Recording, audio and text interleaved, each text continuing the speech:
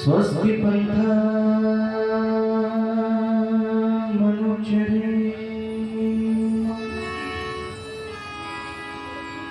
सूर्या चंद्रमसा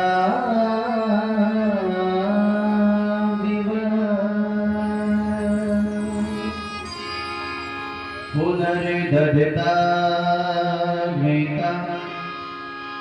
जानता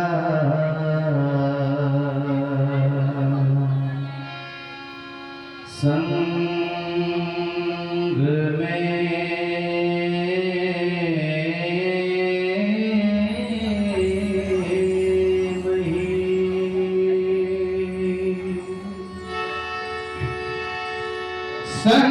में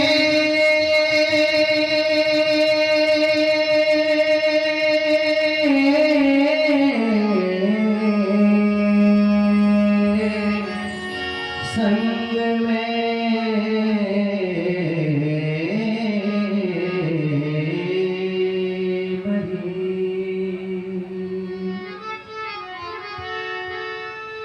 है स्वार्थी का धन एक साधन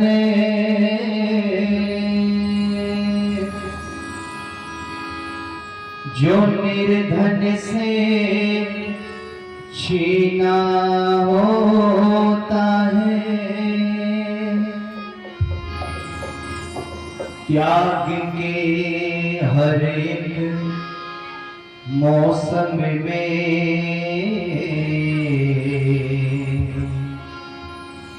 सावन का महीना होता है आलस में जिए अमृत भी पिए आलस में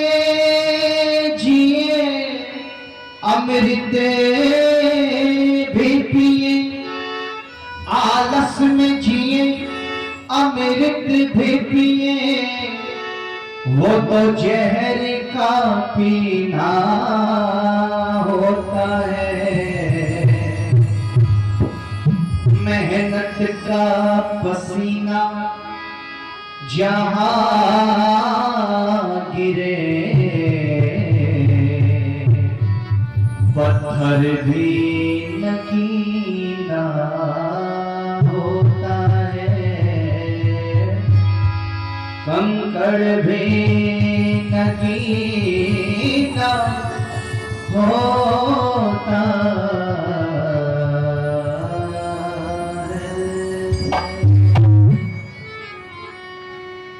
आइए जहां से बहन पुष्पा जी ने अपनी चर्चा को छोड़ा है वहीं से अपने विषय को प्रारंभ करता हूं। नींद तो नहीं आ रही आपको? नहीं आ रही? बोले जी नींद तो तब आए जब ये गर्मी हमें सोने हो। देखो पंखे कैसे हिल रहे हैं। आज का 40 डिग्री सेल्सियस टेम्परेचर है और गूगल पे डालोगे तो लिखाएगा फील्स लाइक 46 टेम्परेचर। लेकिन ऐसे ही कड़कती गर्मी में भी आप लोगों की जो उपस्थिति है इस समय वो वाकई तारीफ के काबिल है और इस चीज का संदेश भी देती है कि ऋषिवर देव दयानंद के प्रति आप लोगों की जो अटूट श्रद्धा है वो आपकी उपस्थिति को देख करके मैं अनुभव कर रहा हूं। इसलिए आइए जयकारा सुंदर सा लगाएं, उसके बाद मैं अपनी बात को प्रारंभ करता हूं। बोले महर्षि दयानंद की। नौजवान शक्ति के अंधेरे में बैठी है जब छुप करके नौजवानों को सामने होना चाहिए, साइड में बैठे हुए। आइए जुड़ने का प्रयास करेंगे कि वेदों की जो ये हवा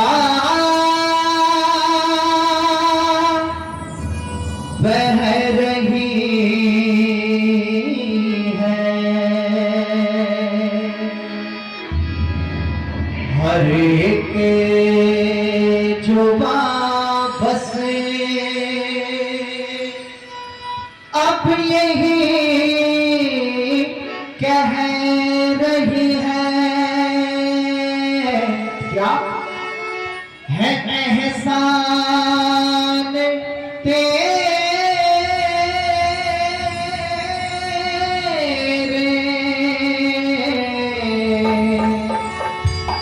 ऐ दयानंद योगी,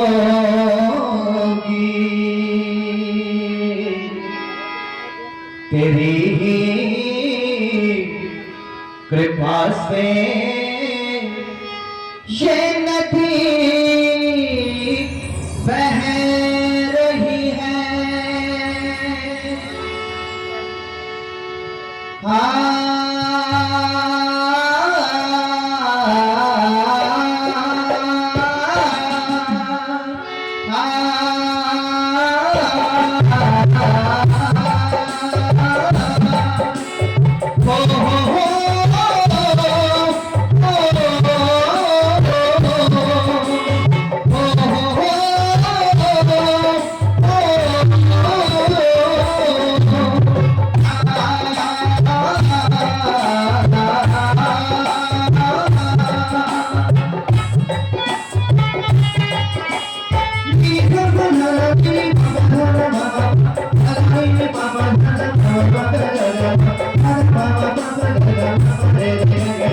ईश्वर तेरे गीत जमाना गाएगा, ईश्वर तेरे गीत जमाना गाएगा। ये है उपकार भुलाना पाएगा, ईश्वर तेरे गीत जमाना गाएगा। इसने है उपकार भुलाना पाएगा। जग के हित में सारा जीवन से डाला, जग के हित में सारा जीवन से डाला। तुझे सना कोई और को पारा आएगा, पर तेरे गीत जमाना गाएगा। कितने हैं उपकार भुलाना पाएगा।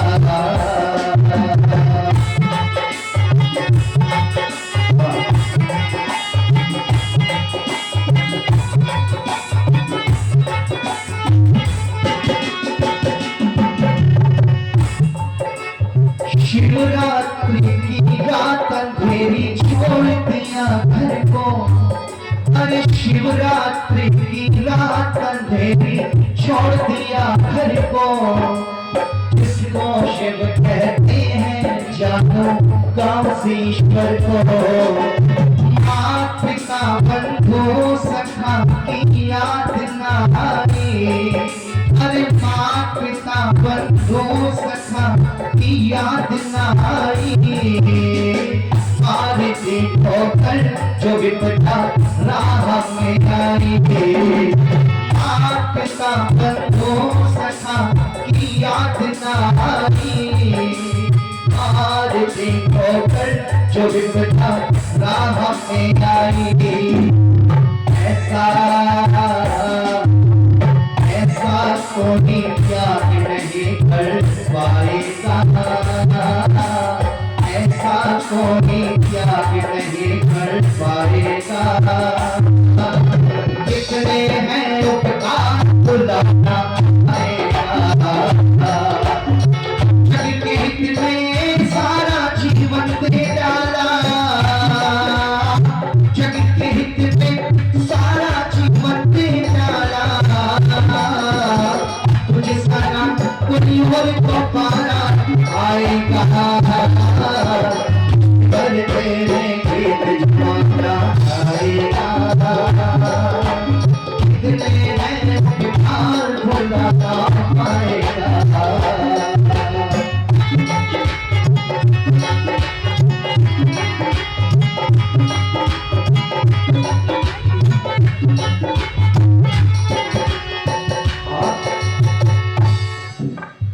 ठोकरे खाकर जमाने की थके हारे, अरे ठोकरे खाकर जमाने की थके हारे, अंत में आए थे बिरजा नंद के द्वारे। ठोकरे खाकर जमाने की थके हारे, अंत में आए थे बिरजा नंद के द्वारे। वेद का अमृत पिला करके गुरुवर ने, अरे वेद का अमृत पिला करके गुरुवर ने, दक्षिणा में ये कहा तुमसे गुरुवर ने। वेद का अमृत पिला करके गुरुवर ने, दक्षिणा में ये कहा तुमसे गुरुवर ने। और क्या कहा था उस समय गुरुवर विरजानंद जी ने महर्षि दयानंद सरस्वती से? हमारी वैदिक परंपरा में एक बहुत सुंदर विधि का निर्वहन किया जाता है कि जब शिष्य गुरुकुल से पढ़ करके निकलता है और जो आचार्य उसको विद्वान बनाता है, उसको व्याकरण का आचार्य बनाता है, तो चलते वक्त गुरु दक्षिणा का प्रावधान हुआ करता है। और गुरु विरजानंद जी ने पढ़ाया ऋषिवर देव दयानंद को, और दयानंद महाराज गुरु दक्षिणा देने लगते हैं। और कोई बताएगा मुझे गुरु दक्षिणा में क्या देने लगे? मेरे दयानंद के पास में ना कीमती वस्त्र है देने के लिए, ना कोई कीमती तोहफे हैं देने के लिए, ना सोना चांदी है, ना जवाहरात है, केवल क्या है बोलो? लौंग से भरा वो कटोरा मेरी माताओं गुरु के समक्ष कर देते हैं। वो विरजानंद दंडी हाथ से महसूस कर लेते हैं और पूछते हैं दयानंद ये तुम मुझे क्या दे रहे हो? तो दयानंद कहते हैं मेरे आर्यों कि गुरुवर मैं तुम्हें गुरु दक्षिणा दे रहा हूँ, और गुरु दक्षिणा में ये लौंग से भरा कटोरा मैं आपको देना चाहता हूँ। जो बात कही गुरुवर विरजानंद ने, ओ मेरी बातों जरा ध्यान से सुनना। गुरु विरजानंद कहते हैं अच्छा दयानंद, अरे तुम इतने बड़े देवता हो गए हो कि आज अपने गुरु को तुम तोहफा देना चाहते हो, गिफ्ट देना चाहते हो, और तोहफे में मुझे ये लौंग का कटोरा दे रहे हो। तो सुनो दयानंद, मैं तुमसे कोई कीमती चीज नहीं चाहता हूँ, ना ही मैं ये लौंग का कटोरा तुमसे चाहता हूँ। बस यदि मैं कुछ चाहता हूँ तो आज एक वचन मुझे दे दो। और कौन सा वचन?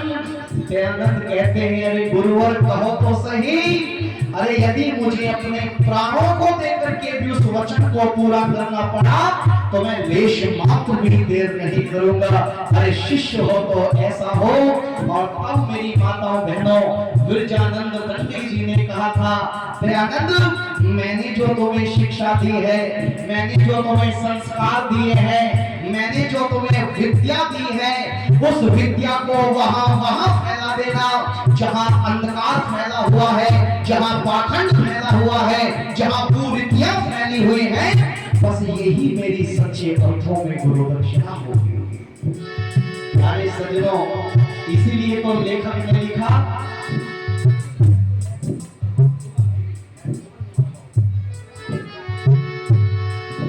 कि ठोकरे खाकर जमाने की थके हारे, अंत में आए थे विरजानंद के द्वारे।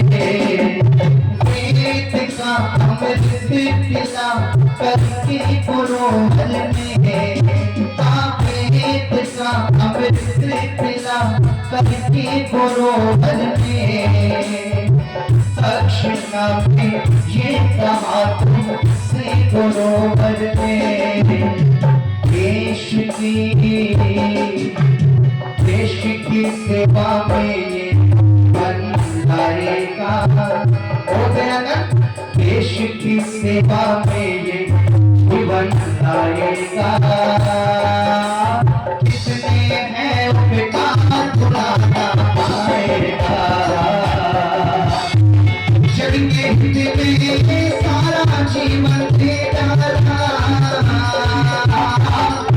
के हित में सारा जीवन देना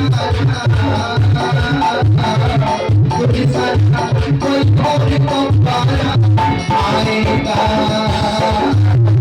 जीवन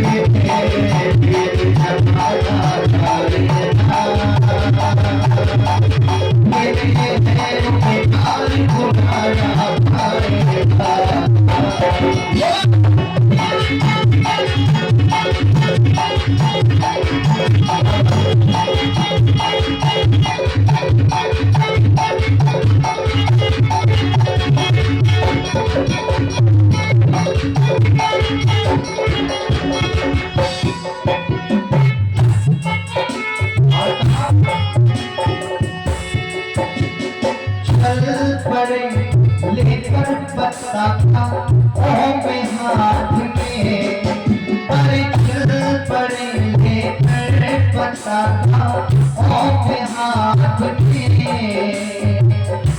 नहीं साथी बचे कोई साथ में अरे मेघ का पंखा बजाया जब जमाने में मेघ का पंखा बजाया जब जमाने में करके थे होगी पुजारी पास आने में। अच्छा क्या ऋषिवर देव दयानंद ने छुआछूत को बढ़ावा दिया था क्या जी? जल्दी बोलो मेरे क्या जातिवाद को बढ़ावा दिया था? मेरे ऋषिवर देव दयानंद के तत्वों के सामने विधर्मी और पाखंडी दिखते थे भाई। जब एक परिवार में भोजन करने के लिए गए तो एक उनका भक्त दौड़ा दौड़ा पीछे पीछे गया और ऋषिवर देव दयानंद के पास में जाकर के कहता है स्वामी जी ये आप किनके घर में आ गए हो? इनके घर में आना ब्राह्मणों का उचित नहीं है। और जब थोड़ी देर बाद भोजन करने लगे और रोटियां सामने आई वो फिर कहता है स्वामी जी ये क्या कर रहे हो? ये रोटियां आपके लायक नहीं है। स्वामी जी ने कहा क्यों लायक नहीं है? बोले इसलिए लायक नहीं है क्योंकि ये जो रोटी है ये नाई की रोटी है। क्या कहा? ये तो नाई की रोटी है। लेकिन दयानंद की तर्क बुद्धि देखो मेरी माताओं, मेरे ऋषिवर देव दयानंद उस रोटी को हाथ में लेकर के कहते हैं कि कौन कहता है ये नाई की रोटी है? अरे ये तो गेहूं की रोटी है। क्या कहा? ये तो गेहूं की रोटी है। लेकिन आज हम जातिवाद में बढ़ते जा रहे हैं साहब। और कैसे बढ़ते जा रहे हैं? आज कहते हैं ये जाटों का गांव है, ये गुजरों का गांव है, ये कुम्हारों का गांव है, ये पंडितों का गांव है। अरे अमेरिका से एक खबर चलती है जब वहां कोई हमारे भारत का कोई बेटा गोल्ड मेडल जीत लेता है तो अमेरिका से खबर चलती है। क्या चलती है? बोले भारतीय ने गोल्ड मेडल जीता। बेटा बैठ अब उठना नहीं, ठीक है? कौन सी खबर चली? मेरी हिंदी समझ में आ रही है आपको? मुस्कुरा करके बैठ गए तब और ज्यादा समझ में आई। कौन सी खबर चली? आवाज नहीं है कि भारतीय ने गोल्ड मेडल जीता। क्या लिखा? भारतीय ने गोल्ड मेडल जीता। अब वो खबर अमेरिका से चलती चलती जब भारत में आकर के घुस जाती है तो ये खबर बदल जाती है। और फिर क्या लिखा आने लगता है अखबारों की हेडलाइन में अंदर कि गुजर के लड़के ने गोल्ड मेडल जीता, जाट के लड़के ने गोल्ड मेडल जीता, ब्राह्मण के लड़के ने गोल्ड मेडल जीता। आज जातिवाद के गोले में फंस के मेरे साथियों मेरे मित्रों हम रह जाते हैं। अच्छा जिस जातिवाद की पीढ़ियों से मेरे दयानंद महाराज आपको निकालने के लिए आए थे, क्या हम निकल चुके? क्या अरे मुंडी उंगली कुछ तो हिलाओ। निकले क्या? नहीं निकले। कब निकलोगे? मुझे लगता है शायद ये कार्यक्रम भी कोई पहला कार्यक्रम नहीं। बड़े बड़े विद्वान आपके गांव में आए होंगे जो इस दुनिया में इस वक्त नहीं है, वो भी ये बातें कह करके गए होंगे कि जातिवाद की बेड़ियों को तोड़ो और ऋषिवर देव दयानंद के एक झंडे के नीचे आकर के खड़े हो जाओ। क्या ऐसा होना संभव है क्या? अरे बोलो, समय तेजी के साथ दौड़ रहा माताओं, क्या ऐसा होना संभव है? ऐसा होना संभव नहीं है। क्यों? क्योंकि हम जब अपने बेटे की शादी करते हैं तो बोलो, क्या हम अदर कास्ट में करना चाहेंगे या अपनी बिरादरी में जाकर के घुसते हैं? बोलो, अपनी में जब बेटी की शादी करनी हो तब भी अपनी बिरादरी में जाकर के घुसते हैं। मेरा जब विवाह हुआ तो मेरे से पूछा, संदीप जी आपको कौन सी कास्ट में शादी करनी है? मैंने कहा पहले तो मुझे ये बताओ, क्या परमपिता परमात्मा ने कास्ट के नाम की मोहर व्यक्ति के ऊपर लगा रखी है क्या? जो परमानेंट मोहर लगा रखी हो कि ये गुज्जर है, ये जाट है, बनिया है, लेकिन हम सभी ने अपने आप को जातिवाद में बांट रखा है साहब। और बड़े गजब का माहौल कई बार बनता है जब हम जाते हैं ना कई बार शहरों में, तो कई बार लोग हमें भी नहीं छोड़ते, कहते हैं संदीप जी कहां से आए हो? मैंने कहा जी मेरठ से आए हैं। बोले अच्छा, अभी भोजन आने में तो 1 घंटे की देरी है, क्यों ना आपस में थोड़ा वार्तालाप हो जाए? मैंने कहा जी बिल्कुल हो जाए, वार्तालाप करने के लिए तो हम आए हैं। तो भाई साहब शुरू होते हैं और क्या कहते हैं? बोले संदीप जी बुरा ना माने तो एक बात पूछ ले। अरे होता ऐसा नहीं होता जनरल, बुरा ना माने तो एक बात पूछ ले। मैंने कहा उसमें बुरा मानने की कौन सी बात है, पूछिए। बोले मैं ये जानना चाहता हूं कि आप कौन लोग हैं। डायरेक्टली पूछा, क्या कहा? आप कौन लोग हैं?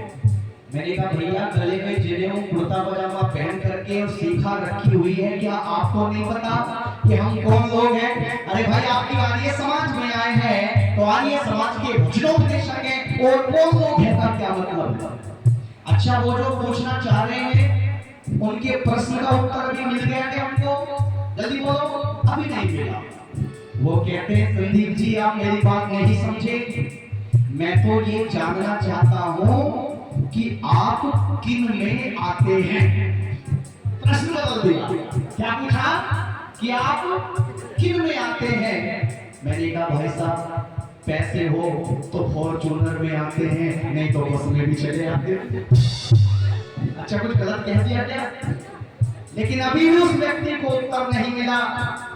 वो फिर पूछता है कि संदीप जी मैं तो ये पूछना चाहता हूं कि आपकी जाति क्या है? मैंने कहा मेरी जाति मनुष्य जाति है।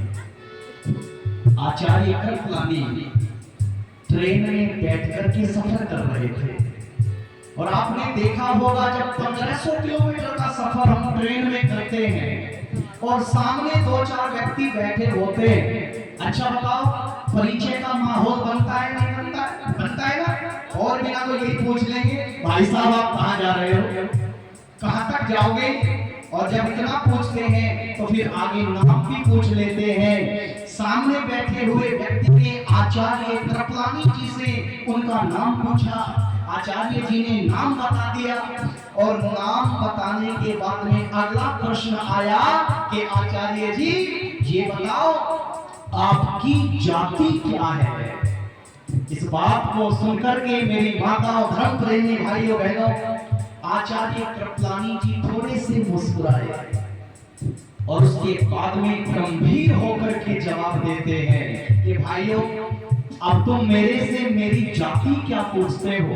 देखो बात ऐसी है, जब मैं सुबह सवेरे उठ करके सोच आदि के लिए जाता हूं तो मैं उस समय अपने आप को शुद्र समझता हूं। क्या समझता हूं? शुद्र समझता हूं। और जब महीना पूरा हो जाता है, महीना पूरा होने पर जब मैं वेतन का हिसाब लगाता हूं तब अपने आप को बनिए से कम नहीं समझता।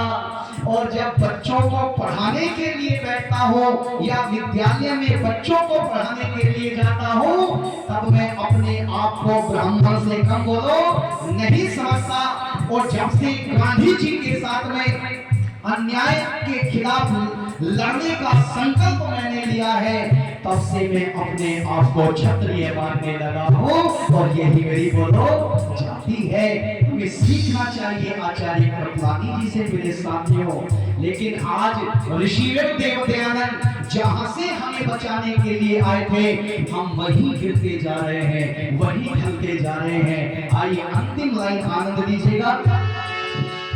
तुम नहीं आते तो हम तो मिट गए होते, तुम नहीं आते तो हम तो मिट गए होते, जालिमों के मजहबों पे फट गए होते।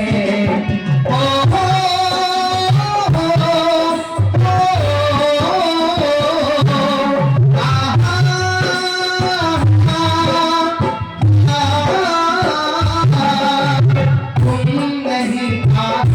तो हम तो मिट गए होते, जालिमों के मजहबों में फट गए होते। सर की चोटी और जन्मे को फट गया होता, अरे सर की चोटी और जन्मे को फट गया होता। आज मेरा धर्म वैदिक लुट गया होता, सर की चोटी और जन्म कट गया होता। धर्म वैदिक आज मेरा लुट गया होता। बस कर साहिल अब क्या और रुलाएगा, कर साहिल अब क्या और रुलाएगा। प्यार बुलाना पाएगा, में सारा जीवन प्यारा, में सारा जीवन कोई और तो पारा आएगा। जीवन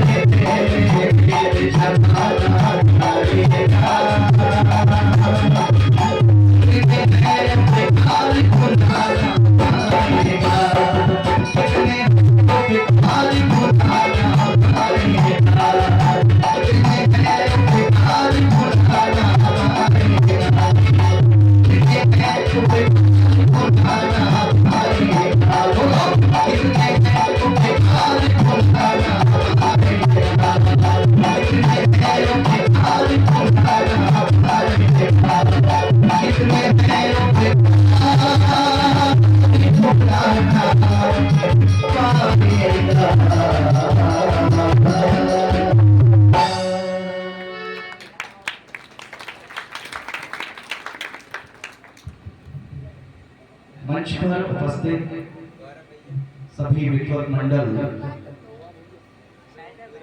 मेरे से पहले बहुत सुंदर चर्चा भजनों के माध्यम से, वक्तव्य के माध्यम से आपके बीच में रख करके गई है बहन पुष्पा आर्य जी। लक्ष्मी गार्गी अनसुईया एवं मदालसा के समान पवित्र मेरी वंदनीय पूजनीय मातृशक्ति, बाहर से आए हुए सभी अतिथिगण, मेरे हम और नौजवान साथी, भारत का भविष्य, नन्ही नन्ही मुस्कान वाले प्यारे बच्चे, तुम नहीं आते तो हम तो मिट गए होते और जालिमों के मजहबों में बोलो बट गए होते। ये लुटने का, ये कटने का सिलसिला ये पहले ही चलता था जी ऋषिवर देवदयानंद के समय पर, या आज भी चल रहा है? नवदिया के लोग बोलते नहीं, पता बोलते नहीं, लड़ाई लड़ाई में बोलते हो हैं? जवाब दिया अहिल्या बनकर के बिल्कुल ना बोलो। अहिल्या का नाम सुना है जी? अहिल्या का क्या अर्थ होता है? अहिल्या बोले कि वो रामायण में पत्थर की बन गई थी, वो थी कौन? अहिल्या ना, ये अर्थ नहीं। अहिल्या का मतलब ये है जब कोई वक्त आपसे कोई बात पूछ रहा हो और आप ना मुंडी ऐसे कर रहे हो ना वैसे कर रहे हो, तो आप क्या हो? आप अहिल्या हो। तो पत्थर की मूर्ति बन करके ना बैठे, आप जिंदा हो, ये एहसास बोलने वाले वक्ता को आप कराएं। क्योंकि मेरी ऐसी आदत बिल्कुल नहीं। नवाबगंज में कितने लोगों ने मुझे सुना है, जरा हाथ खड़ा करके बताएंगे। काफी लोग गए हैं वहां सुनने के लिए, तो आप लोग मेरे कार्यक्रम से बिल्कुल वाकिफ हैं कि मेरा बातचीत करने का ये सिस्टम होता है। क्योंकि जब तक मैं आपको कनेक्ट नहीं कर पाऊंगा, तब तक मैं आपको कन्विंस भी, जल्दी बोलो, नहीं कर पाऊंगा। कनेक्ट होंगे तो कन्विंस अपने आप हो जाओगे। तो एक स्वर में मेरी बात का जवाब देना, बात तभी समझ में आएगी हम पहले ही कट रहे थे, लुट रहे थे, या आज भी कट रहे हैं और लुट रहे हैं। बोलो, आज भी हम कट रहे हैं और आज भी हम लुट रहे हैं। तो इसका मतलब हमने अपने इतिहास से कोई भी शिक्षा, बोलो, नहीं ली, कोई भी सीख हमने नहीं ली। हम गलती पे गलती करे जा रहे हैं, गलती पे गलती करे जा रहे हैं, और हम सामने वाले को माफ भी करे जा रहे हैं। हम सामने वाले के साथ में भाईचारा भी, बोलो, निभाते चले जा रहे हैं। अच्छा, ये भाईचारा पहले ही निभाया जाता था या आज भी निभाया जाता है? समय तेजी के साथ दौड़ रहा है भैया, मैं बिल्कुल राइट टाइम अपने कार्यक्रम को समाप्त करूंगा। ये भाईचारा पहले ही निभाते थे या आज भी निभाते हैं? अरे बोलो, आज भी निभाते हैं ना? तो ये भाई जो हैं, ये आपको चारा पहले भी बनाते थे या आज भी बना रहे हैं? बोलो, आपके बरेली की घटना है, ज्यादा दूर मत जाइए। एक जिहादी घर में घुसता है और घर की जो गृहिणी है उसके लिए चाय पकौड़ियों का इंतजाम करती है, और वो जिहादी छत पर दो मासूम बच्चों को ले जाकर के, बोलो, उनका कत्ल कर देता है। ये सन 57 की घटना मैं आपके बीच में नहीं बता रहा हूं, ये आज 2024 की घटना मैं आपके बीच में बता रहा हूं। और केवल यही नहीं, इससे थोड़ा सा और पीछे जाओगे तो आप उदयपुर में पहुंच जाओगे, और उदयपुर के अंदर एक और कत्ल किया गया था जो भाईचारा बन गया था। और कौन बना था वो, जल्दी बोलो भाई? वो गरीब कन्हैयालाल टेलर, जिसका कोई कसूर नहीं था, लेकिन इन भाइयों ने भाईचारा निभाते हुए उस बेचारे गरीब टेलर को बड़ी आसानी से चारा बना लिया था। अब मैं उदयपुर से सीधा दिल्ली आता हूं, और आपने देखा होगा दिल्ली के अंदर अंकित शर्मा को ऐसे ही नहीं मार दिया था, बल्कि शरीर के ऊपर 400 वार चाकुओं के किए गए थे, और तड़पा तड़पा कर उस बच्चे को मारा गया था। क्योंकि इनकी जो आसमानी किताब है उसमें स्पष्ट शब्दों में लिखा हुआ है कि जो हमारे पैगंबर को गाली देगा, जो हमारे अल्लाह को गाली देगा, तो उसकी सजा, जल्दी बोलो, उसकी सजा केवल और केवल मौत होगी। मौत से नीचे की सजा को स्वीकार नहीं किया जाएगा। अब मैं वर्तमान की बात आपके साथ में नहीं करना चाहता हूं। ध्यान देना मेरे नौजवान साथियों, जो जाति, जो धर्म अपने इतिहास से कुछ नहीं सीखती है, तो याद रखना समय उनके गाल पे तमाचा चढ़ने के लिए तैयार रहता है। अरे गुरुवर अर्जुन देव को खोलती हुई रेत के अंदर डाल करके मारा गया। गुरु गोविंद सिंह जी के दो छोटे छोटे शहजादों को क्या करके, बोलो, दीवार के अंदर चुनवा के मारा गया। और वो 14 वर्ष का बच्चा, क्या भूल पाएंगे आप उसको, जिसका कोई कसूर नहीं था मेरे भाइयों, और जिसका केवल एक कसूर था, उसने कह दिया था कि भैया तुम जो मेरी भवानी माँ को गाली दे रहे हो, यदि मैं भी तुम्हारी फातिमा को गाली दे दूं तो क्या तुम्हें अच्छा लगेगा क्या? बस इसी बात को बढ़ा करके चढ़ा करके किसके पास में लेकर के गए? काजी के पास में लेकर के गए। और उस समय फरमान जारी हुआ करता था, यदि तुम्हें अपनी जान बचानी है तो वही प्रश्न गुरु गोविंद सिंह जी के छोटे छोटे बच्चों से भी किया गया, जोरावर और फतेह सिंह से, और वही प्रश्न किया गया था उस 14 वर्ष के बच्चे। अरे किसका नाम है? बोलो, वीर हकीकत राय से पूछा गया, हकीकत राय जुर्म तो तुमने बहुत बड़ा किया है, तो बताओ तुम जिंदा रहना चाहते हो या मरना चाहते हो? बोले क्या मतलब? तो वो काजी कहते हैं यदि जिंदा रहना चाहते हो तो इस्लाम को स्वीकार कर लो, और यदि इस्लाम स्वीकार नहीं करोगे तो फिर मरने के लिए बोलो तैयार हो जाओ। वो भारत माता का लाल, वो आपका भाई, मेरी माताओं आपका बेटा एक बात कहता है, काजी साहब एक बात मुझे बताओ, यदि मैं इस्लाम स्वीकार कर लूंगा तो फिर कभी मरूंगा तो नहीं? बोले दिमाग खराब हो गया, मरना तो तय है। अरे ये तो अल्लाह की व्यवस्था है, जो आया है वो गया है, जो गया है वो आया है। इस्लाम स्वीकार करो या ना करो, अरे मरना तो तय है। अरे वो भारत माता का लाल एक बात कहकर के शहीद हो जाता है। वो वीर हकीकत राय कहता है, काजी साहब जब हर हाल में मरना ही है तो फिर आपके इस गंदे इस्लाम में मरने से बेहतर है कि मैं अपने राम कृष्ण के इस संस्कृति में रह करके मर जाऊं, तो ये मेरे लिए ज्यादा अच्छा। ओ मेरी माताओं, शहीद हो गया वो बच्चा, क्यों? क्योंकि अपने धर्म के प्रति मजबूत था। अच्छा, क्या हमारे बच्चे भी अपने मजहब को लेकर के जागरूक हैं क्या जी? बोलो। आज माँ बड़ी खुश होकर के अपने 5 साल के बच्चे को जब कोई मेहमान घर में आता है ना, तो उसको क्या कहती है कि बेटे तुम्हारे अंकल जी आए हैं, चलो इनको इंग्लिश वाली पोयम सुनाओ। कौन कौन सी पोयम चल रही है जी? कौन कौन सी चलती है? क्या क्या सुनाते हैं? Twinkle twinkle little star. हमारी माताएं बहनें कभी ये नहीं कहेंगी कि बेटे चलो तुम गायत्री मंत्र सुनाओ, चलो तुम विश्वानी देव मंत्र सुनाओ, तुम ईश्वर स्तुति प्रार्थना के 8 मंत्रों को सुनाओ। लेकिन आज हम अपनी शान इंग्लिश बोलने में बड़ी समझ लिया करते हैं मेरी माताओं। और ऋषिवर देव दयानंद एक ऐसे शख्स हुए जिन्होंने सर्वप्रथम नारा स्वदेशी का दिया था। इसलिए हम अपने बच्चों को हमें धर्म के प्रति भी जागरूक करना चाहिए। अरे यदि धर्म के प्रति जागरूक उस साक्षी को, उस श्रद्धा को कर दिया होता तो उस आफताब ने 35 टुकड़े करके फ्रिज के अंदर बंद बोलो नहीं किए होते। लेकिन हम इतिहास से कुछ नहीं सीखते हैं। इसलिए तो मैं कहना चाहूंगा कि सदियों से हमको अपनी हो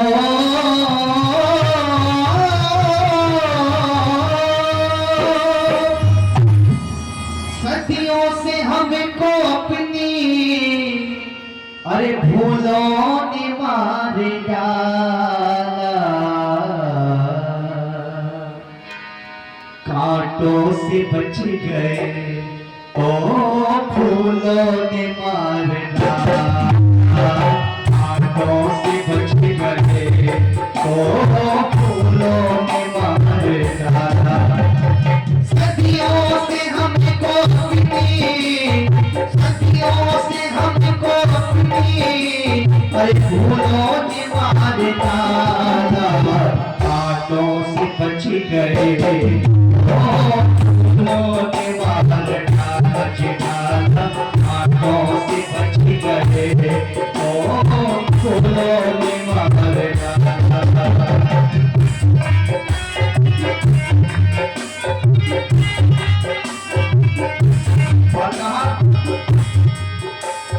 समझौता हो गया था फांसी की रस्सियों से, समझौता हो गया था फांसी की रस्सियों से, समझौता हो गया था।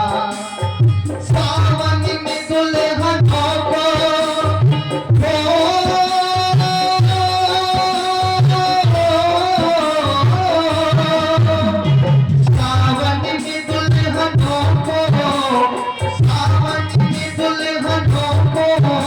अरे झूलों ने मार डाला, कांटों से बच गए ओ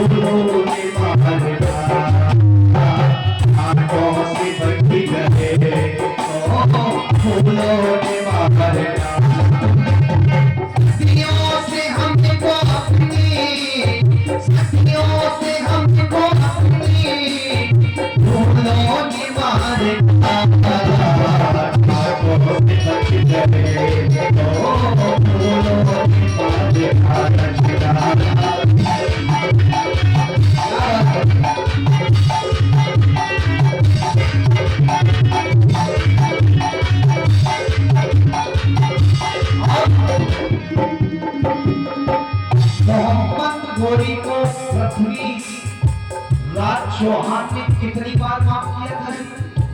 अरे बोलो 16 बार। लेकिन मोहम्मद गोरी ने एक बार भी नहीं। इसीलिए तो गुरु गोविंद सिंह जी ने कहा था कि अपने इस हाथ को पहले सरसों के तेल में डुबाओ और उसके बाद में तिलों की बोरी के अंदर डाल दो। जितने भी तिल इस हाथ पर चिपकेंगे उतनी बार भी यदि ये कौम सत्य बोलेगा तो यकीन मत करना। और हमें 1947 के बाद एक पहाड़ा सिखाया गया, क्या? गाने बनाए गए, बुरा मत देखो, बुरा मत सुनो, बुरा मत कहो। ये गाने हमें सुनाए गए। और क्या चीज सुनाई गई? नपुंसक बनाने का प्रोग्राम हमें बनाया गया। और क्या कहा गया? यदि कोई एक गाल पे थप्पड़ मारे तो क्या करते हैं? क्या करते हैं जी? दूसरा गाल भी। किसने कहा था ये? अरे किसने कहा? गांधी जी ने कहा। बोले अगर कोई एक गाल पे थप्पड़ मारे तो दूसरा आगे कर दो। अच्छा अगर दूसरे के भी जड़ दिया तो क्या करें? ये बात गांधी जी ने नहीं बताई। मैंने कहा कभी ये बात हमारे योगी आदित्यनाथ जी के सामने मत कह देना कि एक गाल पे मारो तो दूसरा कर दो। हो सकता है बुलडोजर तत्काल प्रभाव से आपके घर पर पहुंच जाए। लेकिन क्या लिखा? गजब लिख दिया, काम तोड़ दिए। लेखक ने कहा कोई कितना भी बुरा हो उस पर भी रहम पाओ। कोई कितना भी बुरा हो उस पर भी रहम पाओ। कोई कितना भी बुरा हो हमें से उतार ताकि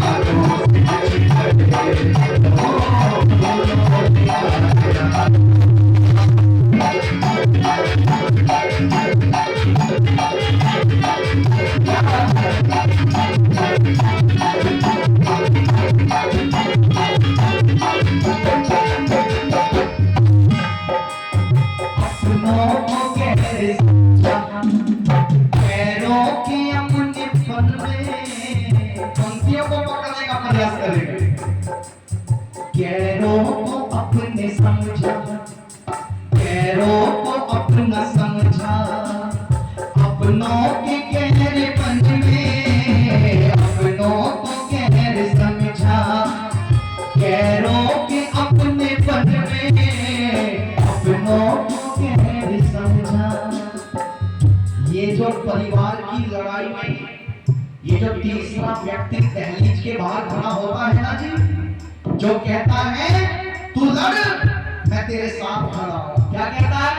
अरे तू लड़ मैं तेरे साथ खड़ा हूं। दरअसल वो उस परिवार के साथ में नहीं खड़ा होता, वो अपने स्वार्थ के साथ में खड़ा रहता है। याद रखना, चाहे परिवार हो, चाहे पति पत्नी का रिश्ता हो, चाहे मित्र का रिश्ता हो, इन सारे पवित्र रिश्तों के बीच में जब ये तीसरा व्यक्ति आकर के खड़ा हो जाता है तो ध्यान दीजिएगा, उस रिश्ते को कमजोर करने का कार्य वो तीसरा व्यक्ति करता है।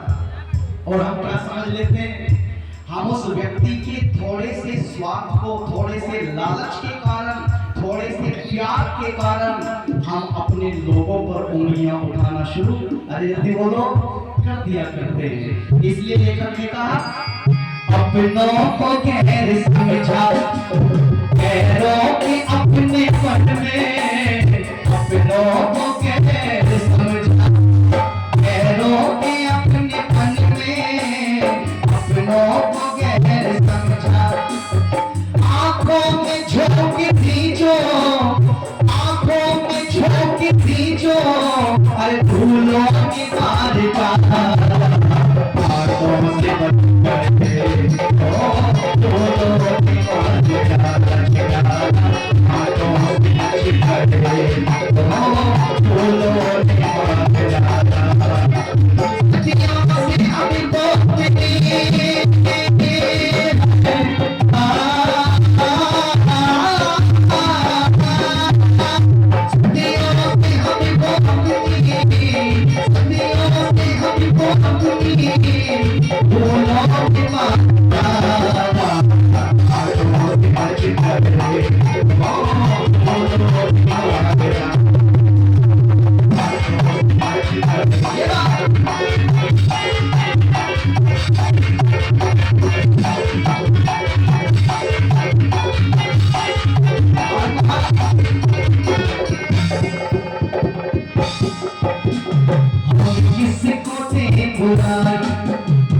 हम किसको दे बुराई, प्रेमी हमें तो अपने, हम किसको दे बुराई, प्रेमी हमें तो अपने, हम किसको दे बुराई, आलस प्रमाद हो, आलस प्रमाद हो, अरे लोग मार डाला,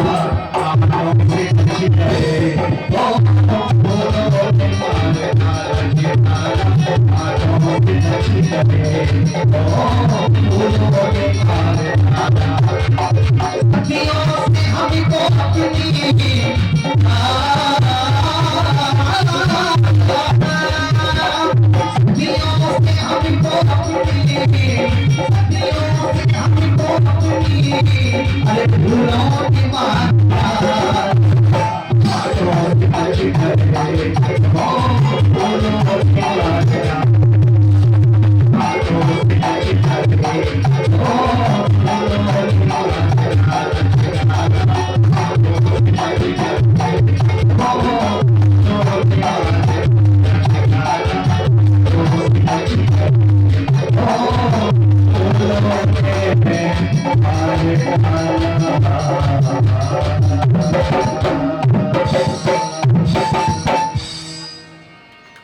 कांटों से बच गए तो बोलो फूलों ने मार डाला। इसलिए निवेदन मैं आपके बीच में कर देना चाहता हूं, इस देश के अंदर 1990 का ये सन दोबारा ना दोहराया जाए। वो कश्मीरी पंडितों को जो भगाया गया था, निकाला गया था, ऐसी स्थिति भारत में दोबारा ना बने। तो आपको क्या करना पड़ेगा, ध्यान रखना, इंजीनियर डॉक्टर तो बाद में भी बन सकते हैं, सबसे पहले यदि हिंदुत्व की सरकार बनी रहे तो आपका अस्तित्व बना रहेगा मेरे भाइयों। क्यों? क्योंकि वो लोग क्या कर रहे हैं, हम लोग क्या करते हैं जी, हम लोग नारा बना दिया कि हम दो और हमारे, आज नहीं, हम दो हमारे दो, अभी दो भी ज्यादा है, स्लोगन चेंज करते हैं, क्या दिखाने लगा, हम दो हमारा एक। अब ये संस्कृति भी भारत तक ही रह गई, जब आप विदेशों में जाओगे तो पता चलता है हम दो और हमारा एक भी। भाई साहब, कोई अग्नि देने वाला नहीं है, कोई हमें फूंकने वाला नहीं है, ये संस्कृति हमारी बनती जा रही है, ये सीखते हम जा रहे हैं। हम कहते हैं हमारा दो, हम दो हमारे दो, और वो क्या कहते हैं, उनका भी एक स्लोगन है, वो कहते हैं हम 5 और हमारे 70, सबके हाथ में ईंट व पत्थर।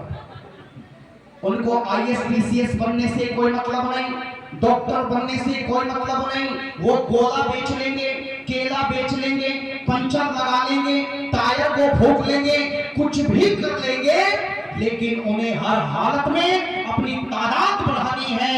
और याद रखना मेरी माताओं, संसद के अंदर आप जाट कितने हैं, गुज्जर कितने हैं, बनिए कितने हैं, इस बात से कोई फर्क नहीं पड़ता, आपकी तादाद कितनी है, आप कितने संगठित हैं, आपका कितना बड़ा वोट बैंक है, इस बात से फर्क पड़ता है। और आगे आने वाले समय में जिसकी तादाद ज्यादा होगी, जिसका वोट बैंक ज्यादा होगा, अच्छा बोलो, सरकार भी उसी की बनेगी। और जब सरकार उनकी बनेगी तो आईएएस और डॉक्टर आपका बेटा बनेगा या उनका बच्चा बनेगा?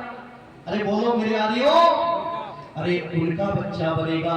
कई बार लोग मुझे कहते हैं फेसबुक के माध्यम से, संदीप जी आप तो झगड़ा करवाने का काम करते हो, आप तो नफरत को फैलाने का काम करते हो। अरे कुत्ता होता है ना, कुत्ता होता है ना जी, जब हम उसको अपने घर में पालते हैं ना, उसको समय पर रोटी देते हैं, खाने के लिए और वस्तुएं देते हैं, और जब आधी रात को उस कुत्ते को अपने घर में खुला छोड़ दोगे ना, तो किसी चोर उचक्के की हिम्मत नहीं है कि कोई चोर उस कुत्ते के रहते हुए आपकी दहलीज पर दस्तक दे दे। अरे हम भी तो आपका अन्न खाते हैं मेरी माताओं, आज आपके इस गांव में हैं, कल कहीं और होंगे, पूरे भारत में हमारा घूमना होता है। यदि हमें कुत्ते से ये तक नहीं सीख सकते कि यदि हम आपका अन्न खा रहे हैं तो आपको जगाने का कार्य भी वो किसका है? वो हमारा है। यदि हम इस कार्य को पूरी वफादारी के साथ नहीं कर सकते तो फिर हमारा आपका अन्न खाना बोलो वो निरर्थक है, बेकार है। मैं निवेदन कर देना चाहता हूँ, अपने परिवार को बढ़ाओ। हमारा परिवार जितना मजबूत होगा, हम उतने संगठित होंगे, उतने ही मजबूत होंगे। और एक चीज और बताऊं मैं आपको, समझदार लोग समूह में हो तो कोई ज्यादा दिक्कत नहीं होती साहब। समझदार है और समूह में है तो उनसे हमें ज्यादा खतरा नहीं है। मूर्ख हो और संगठित है, समूह में है, तो उनसे हमें ज्यादा खतरा है। इशारा तेरा, आप सभी शिक्षित वर्ग यहाँ बैठा हुआ है, पढ़ा लिखा वर्ग बैठा हुआ है, आप सोचिएगा, चिंतन कीजिएगा और मेरी इन बातों को अपने हृदय में बिठा लें और आगे की रणनीति को तैयार करें। क्योंकि देखो आज का ये दिन चला गया, कल का दिन बाकी है, परसों का दिन बाकी है, परसों रात को सैर कुमार के हम भी चले जाएंगे भाई साहब। इसलिए मैं निवेदन कर देना चाहता हूँ, आप यहाँ से विचार लेकर के जाएं। विचार में बहुत बड़ी ताकत होती है। अरे एक विचार ही तो था जिस विचार को अर्जुन को दिया गया, एक विचार से उसने हथियार फेंक डाले थे और दूसरे विचार से बोलो उठा लिए थे। इसलिए हम अपने बच्चों को योद्धा बनाए, कायक ना बनाए, नहीं बना पाए। यदि आपने मेरी बातों पर, इन बिंदुओं पर यदि आपने विश्वास नहीं किया और आचरण में नहीं डाला तो फिर ध्यान दीजिएगा, आज हमने यदि वेद की बात को नहीं माना तो कल को हमारे बच्चों के नाम जावेद और नावेद ही पाए जाएंगे इस दुनिया के अंदर। इसलिए वेद की बातों को माने और जावेद और नावेद बनने से अपने बच्चों को बनाए। आपने मेरी बातों को बड़े गंभीरता से सुना है। 11:03 हो गई है, लेकिन इस वक्त भी आपके चेहरों को देख करके मुझे ये नहीं लग रहा है कि आप थक चुके हैं या बोर हो चुके हैं। भाई यहाँ के लोग बड़े प्यारे साहब, मुझे लगा कि 11 बजे तक का कार्यक्रम है तो हो सकता है संचालक महोदय जी कह दे, संदीप जी हमारे श्रोताओं को तो नींद आ रही है, 10:30 तक ही रखना। लेकिन श्रोता बड़े पक्के हैं साहब, उठने के बिल्कुल भी मिजाज में नहीं है। लेकिन जो कार्यक्रम समय की मर्यादाओं में रह कर के किए जाते हैं वो सफलता को प्राप्त होते हैं। आज मैंने आपके बीच में कोई विषय नहीं रखा है, केवल आपसे बातचीत की है। विषय तो मैं कल रात्रि में या परसों रात्रि में आपके बीच में रखूंगा। मैं निवेदन करता हूं कि आप ज्यादा से ज्यादा संख्या में आए। माताओं के विषय को भी छूने का प्रयास करूंगा, आप लोगों के विषय को भी रखूंगा, या जो विषय आप सुनना चाहते हैं आप वो मुझे विषय 1 घंटा पहले बताएंगे, आपके उस विषय को रखने का प्रयास करूंगा। आप सभी ने बड़े प्रेम से, बड़े लक्षित होकर के मुझे सुना है। आप सभी का बहुत बहुत धन्यवाद।